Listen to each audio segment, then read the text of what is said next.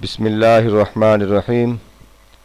Dear students, मुअज़्ज़ज़ व मोहतरम नाज़रीन व सामीन, प्रोफेसर डॉक्टर हाफिज़ मोहम्मद मुश्ताक आपसे मुखातिब है और आप सुन रहे हैं डॉक्टर हाफिज़ मोहम्मद मुश्ताक यूट्यूब चैनल। सूरत नूर के तर्जमा और तशरीह की रोशनी में मुख्तलिफ़ मौज़ूआत का मुताला और उससे रिलेटेड अहम मसाइल डिस्कस कर रहे हैं और आज हमारा छठा लेक्चर है। आज के लेक्चर के अंदर इस्तिज़ान यानी घरों में दाखिल होने के लिए इजाज़त तलब करने के अहकामात ज़ेर बहस आएंगे। तो सबसे पहले हम तर्जमा करते हैं। या अय्युहल्लज़ीना आमनू ला तदखुलू बियूतन गैर बियूतिकुम हत्ता तस्तअनिसू व तुसल्लिमू अला अहलिहा ज़ालिकुम खैरुल लकुम लअल्लकुम तज़क्करून।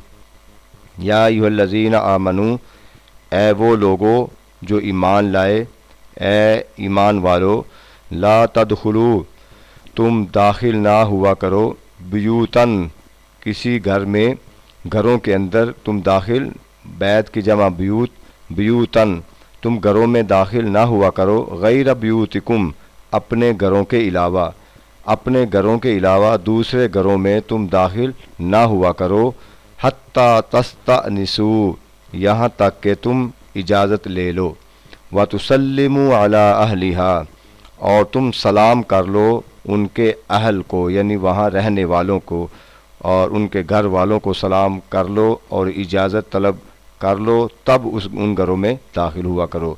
ज़ालिकुम खैरुल लकुम ये तुम्हारे लिए बेहतर है, लअल्लकुम तज़क्करून ताकि तुम नसीहत पकड़ लो। फ़इल्लम तजिदू फ़ीहा अहदन फ़ला तदखुलूहा हत्ता युअज़न लकुम। फ़इल्लम तजिदू फ़ीहा पस अगर तुम उन घरों में किसी को ना पाओ, अहदन किसी को भी ना पाओ, फ़ला तदखुलूहा तो पस तुम उसमें दाखिल ना हुआ करो, हत्ता युअज़न लकुम यहाँ तक कि तुम्हें इजाज़त दी जाए। व इन क़ील लकुम इरजिऊ फ़रजिऊ अगर तुम्हें ये कहा जाए कि तुम वापस चले जाओ तो वापस चले जाओ। हुआ अज़का लकुम ये तुम्हारे लिए बेहतर है यानी पाकीज़ा अमल है और तुम्हारी पाकीज़गी और तज़किया के लिए ज़्यादा बेहतर है। वल्लाहु बिमा तामलून अलीम अल्लाह जानता है और जो तुम अमल करते हो। लैसा अलैकुम जुनाहुन अन तदखुलू बियूतन गैर मस्कूनतिन फ़ीहा मताउन लकुम वल्लाहु यअलमु मा तुबदून व मा तक्तुमून। लैसा अलैकुम तुम पर नहीं है, जुनाहुन कोई गुनाह, तुम पर कोई गुनाह नहीं है, अन तदखुलू बियूतन ये कि तुम दाखिल हो जाओ ऐसे घरों में, गैर मस्कूनतिन जहाँ रहायश नहीं है, यानी ऐसे घरों के अंदर तुम दाखिल हो जाओ जहाँ सकूनत नहीं है, जहाँ किसी की रहायश नहीं है, फ़ीहा मताउ लकुम वहाँ उसमें तुम्हारे लिए मता है यानी सामान है। वल्लाहु और अल्लाह यालमु जानता है, मा तुबदूना व मा तक्तुमून जो तुम ज़ाहिर करते हो और जो तुम छुपाते हो अल्लाह उसको जानता है।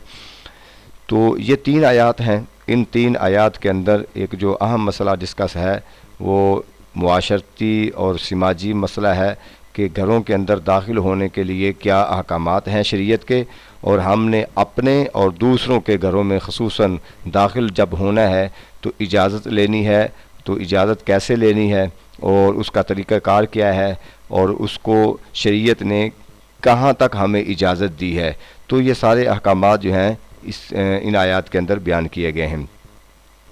सबसे पहले बात ये थी कि जब ये आयात नाज़िल होने से पहले यानी ज़माना जahलियत के अंदर एक दूसरे से मिलने का, एक दूसरे के घर में आने जाने का कोई बाकायदा रवाज नहीं था, कोई असूल कवानीन नहीं थे।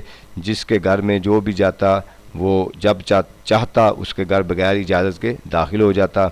तो इस्लाम ने इस चीज़ को मना कर दिया और फरमाया कि किसी के घर भी जाना है तो उसके घर में जाने के लिए पहले इजाज़त लो। तो इजाज़त लेने के लिए उसके असूल भी वज़ा कर दिए कि पहली बात तो ये है कि इजाज़त लो और फिर सलाम करो, जब किसी के घर जाओ तो सलाम करो। और फिर कहा फ़इल्लम ताजिदू फ़ीहा अहदन फ़ला तदखुलूहा अगर उस घर के अंदर कोई भी नहीं है, खाली है घर, तो फिर भी तुम इजाज़त के बगैर उस घर में दाखिल ना हो। یعنی اور دوسرا ہے کہ جو غیر آباد گھر ہیں تو وہاں بھی تم داخل اگر ہونا چاہتے ہو تو وہاں پہ تم داخل ہونے کے لیے تم کوئی گناہ نہیں ہے۔ اب جو اجازت لینے کا جو طریقہ کار ہے وہ کیا ہے؟ اجازت لینے کے لیے سب سے بنیادی چیز یہ ہے کہ کسی کے گھر جانا ہے تو 3 مرتبہ اس سے اجازت لینی ہے۔ اس سلسلے میں ایک روایت آپ کے سامنے رکھنا چاہتا ہوں۔ حضرت ابو سعید خدری رضی اللہ تعالیٰ عنہ آپ فرماتے ہیں کہ میں ایک مجلس میں بیٹھا تھا، اتنے میں ابو موسیٰ اشعری آئے اور ایسے معلوم ہوتا تھا کہ جیسے وہ ڈرے ہوئے اور گھبرائے ہوئے ہیں۔ وہ کہنے لگے کہ میں حضرت عمر فاروق رضی اللہ تعالیٰ عنہ کے پاس گیا تھا، میں نے 3 مرتبہ اجازت مانگی مگر انہوں نے مجھے اجازت نہیں دی تو میں واپس لوٹ آیا۔ پھر انہوں نے مجھ سے کہا کہ تم یہاں پہ کھڑے کیوں نہیں رہے، یعنی 3 مرتبہ اجازت نہیں ملی تو اس کے بعد آپ واپس کیوں چلے گئے؟ تو میں نے کہا کہ نبی اکرم صلی اللہ علیہ وسلم نے فرمایا ہے کہ تم 3 مرتبہ اجازت مانگو، اگر تمہیں اجازت نہ ملے تم واپس لوٹو۔ تو اس پر حضرت عمر فاروق رضی اللہ تعالیٰ عنہ آپ نے مجھ سے کہا کہ آپ اس پر کوئی حدیث مجھے سنائیں اور اس حدیث کی صحت پر گواہی بھی پیش کریں، جو حدیث سنائی ہے اس کی صحت پر گواہ لائیں۔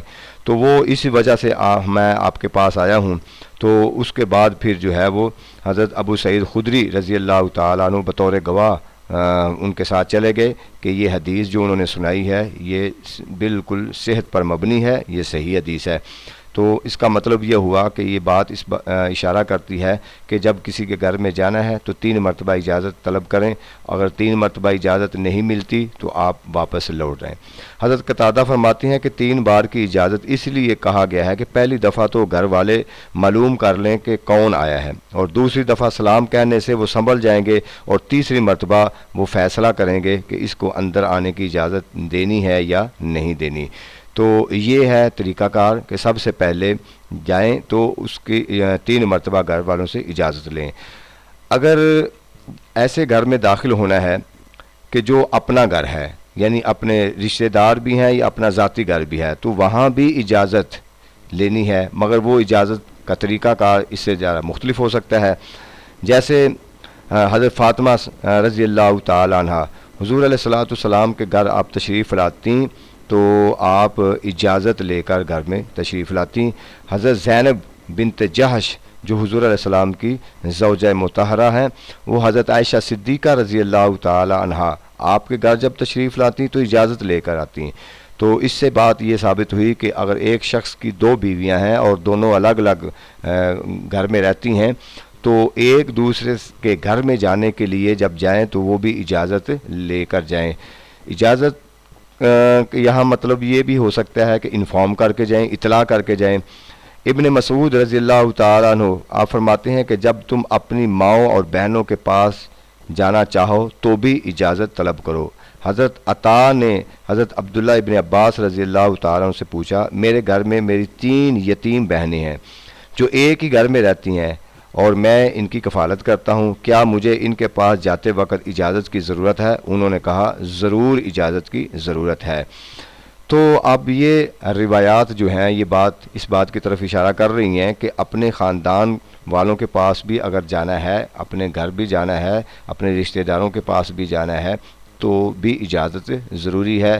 اس کی وجہ یہ ہے کہ جب آپ کسی خاندان کے پاس کسی رشتہ داروں کے گھر میں جاتے ہیں تو گھر والے بے تکلفانہ انداز میں گھر میں بیٹھے ہوتے ہیں، مائیں بہنیں بیٹیاں ہوتی ہیں، اور وہ خاص طور پہ پردے کے حق کو نظر انداز عام طور پہ کیا ہوتا ہے گھر کے اندر اور اتنا خیال نہیں رکھا جاتا۔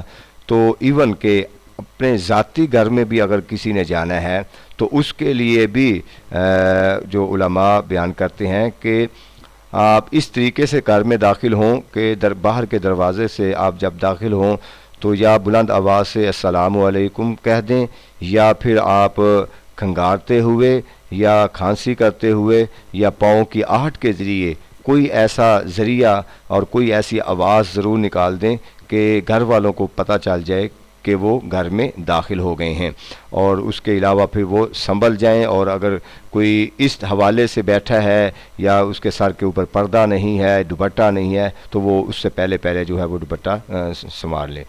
تو لہٰذا یہ ہے کہ آپ کسی بھی گھر میں اپنے یا پرائے یا دوسروں کے، خاص طور پہ دوسروں کے گھروں میں تو بالکل اجازت کے بغیر داخل ہونے کی کوئی صورت نہیں ہے۔ آپ جائیں، پہلے سب سے پہلے اجازت لیں، پھر السلام کہیں گھر والوں کو، اگر اجازت مل گئی ہے اس کے بعد پھر اگلے معاملات ہیں۔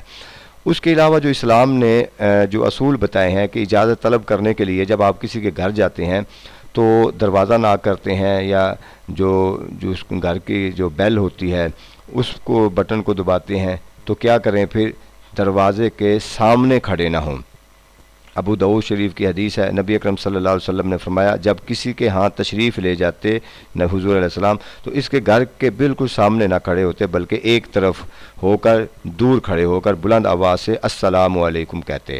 تو اسی طریقے سے ایک شخص نے نبی اکرم صلی اللہ علیہ وسلم کے گھر کے دروازے کے سامنے کھڑے ہو کر اجازت مانگی۔ آپ صلی اللہ علیہ وسلم نے اس کی اصلاح فرمائی کہ اجازت کی ضرورت اس لیے ہے کہ گھر کے اندر نگاہ نہ پڑے۔ اگر سامنے کھڑے ہو کر اجازت مانگنی ہے تو پھر اجازت کا مقصد ہی پورا نہیں ہوتا۔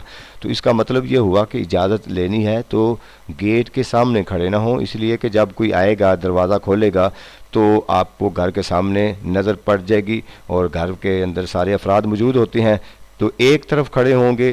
گھر کا کوئی بھی فرد آئے گا، جب آپ سے بات چیت ہو جائے گی، جب اجازت لے لی جائے گی، اجازت مل جائے گی اور وہ گھر والے اہتمام کر لیں گے آپ کے بیٹھنے وغیرہ کا، تو پھر آپ گھر میں داخل ہو سکتے ہیں۔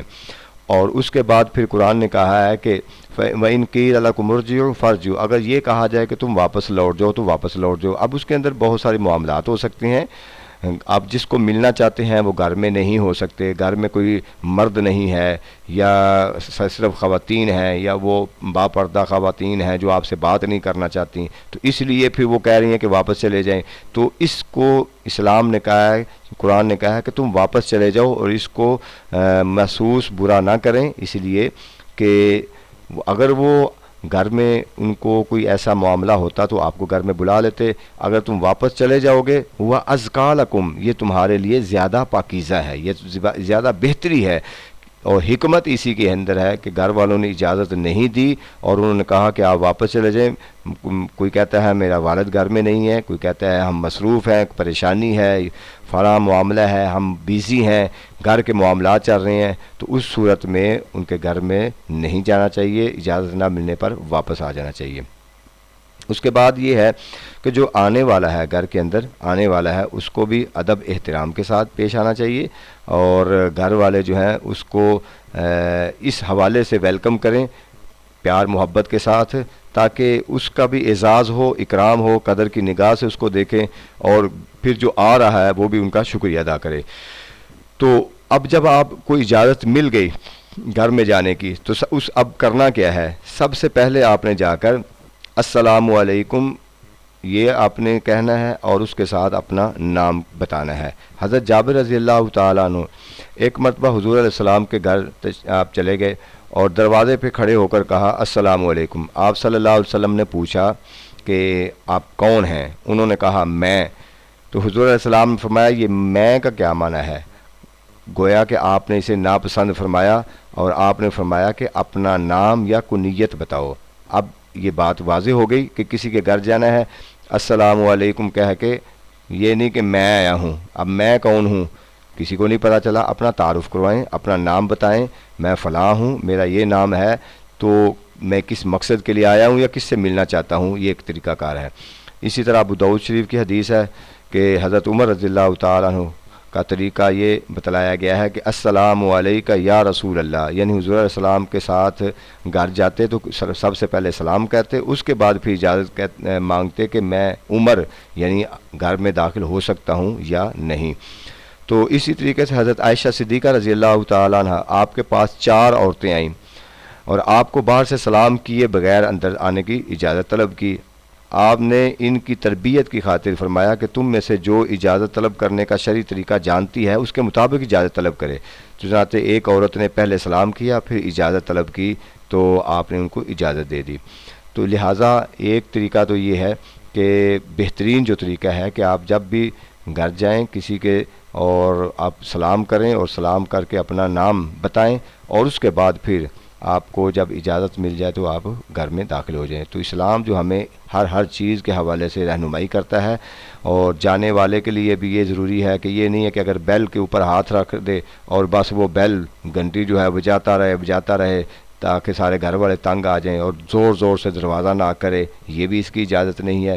آہستگی کے ساتھ اور شائستگی کے ساتھ اور نگاہوں کو جھکا کر اچھے طریقے سے، مہذب طریقے سے ان سے اجازت مانگیں، اور اگر اجازت مل جاتی ہے، اب یہ سارا جو قرآن نے یہ آیات کے اندر یہ چیزیں بتائی ہیں، اس کا مقصد ہی یہ ہے کہ اس کی فکری تطہیر ہو جائے، وہ برائی سے بچ جائے، آداب اور شائستگی کا اظہار ہو، شخصی حقوق کا تحفظ ہو۔ یہ سارا کچھ بیان کرنے کے بعد قرآن کہتا ہے ذالکم خیر لکم، یہ تمہارے لیے بہتر ہے، یعنی تمہاری اصلاح کے لیے ہے، تمہاری فکری تطہیر کے لیے ہے، تمہاری معاشرتی آداب کے لیے ہے، تمہارے آپس میں پیار محبت کو فروغ دینے کے لیے ہے، معاشرتی تعلقات کو بہتر کرنے کے لیے ہے، آپس میں اعتماد پیدا کرنے کے لیے ہے۔ جو بھی یہ سارے معاشرتی مسائل بیان کیے جا رہے ہیں، آداب بیان کیے جا رہے ہیں، اس کا مقصد ہی یہی ہے کہ تمہارا معاشرہ اور تمہارا جو ایک سوسائٹی ہے وہ پرامن ہو، بہترین ہو، اور اس کے اندر سے اسلامی رنگ نظر آتا ہو کہ یہ ایک اسلامی معاشرہ ہے۔ تو لہٰذا یہ ان آیات کے اندر استئذان یعنی گھروں میں داخل ہونے کے لیے اجازت طلب کرنے کے حوالے سے جو احکامات تھے اس کو اختصار کے ساتھ بیان کیا گیا ہے۔ اس کے بعد انشاءاللہ پردے کے جو احکامات ہیں اس کا ذکر ہوگا، تو انشاءاللہ اگلے لیکچر میں اس کو ڈسکس کریں گے۔ اللہ تعالی ہمارا حامی و ناصر ہو۔